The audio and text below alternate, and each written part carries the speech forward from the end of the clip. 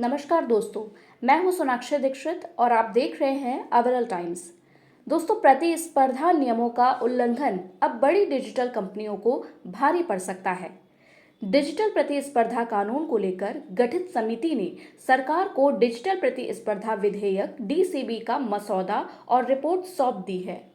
समिति ने किसी भी संभावित प्रतिस्पर्धा विरोधी गतिविधियों पर अंकुश लगाने के लिए बड़ी डिजिटल कंपनियों के लिए नियमन का प्रस्ताव दिया है। नियमों के उल्लंघन के लिए जुर्माना कंपनी के वैश्विक कारोबार का 10% तक हो सकता है।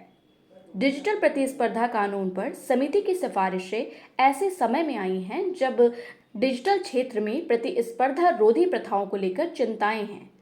डिजिटल प्रतिस्पर्धा कानून पर गठित इस समिति की रिपोर्ट और मसौदा विधेयक पर सार्वजनिक टिप्पणियां मांगी गई हैं। एक संसदीय समिति की सिफारिश के बाद पिछले वर्ष इस समिति का गठन किया गया था। मसौदा विधेयक में कहा गया है कि बड़ी डिजिटल कंपनियों के लिए पूर्व दायित्व नियम बनाया जाना चाहिए।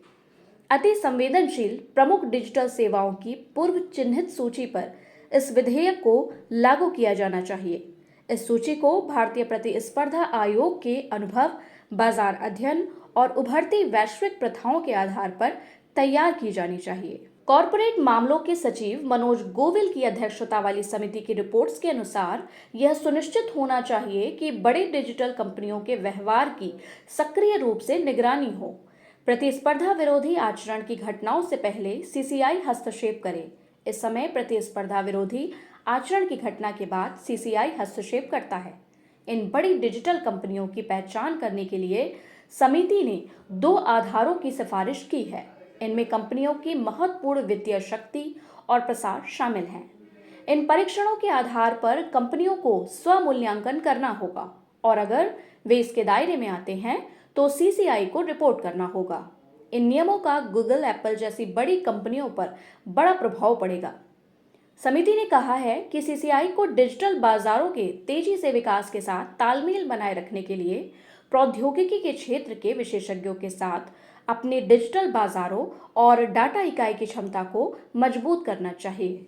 रिपोर्ट्स के अनुसार समिति ने सीसीआई के आदेशों, खासकर डिजिटल बाजारों से संबंधित अपीलों के खिलाफ दायर अपीलों का समय पर निपटान सुनिश्चित करने के लिए राष्ट्रीय कंपनी कानून अपीलीय न्यायाधिकरण के भीतर अलग पीठ गठित करने की भी सिफारिश की है।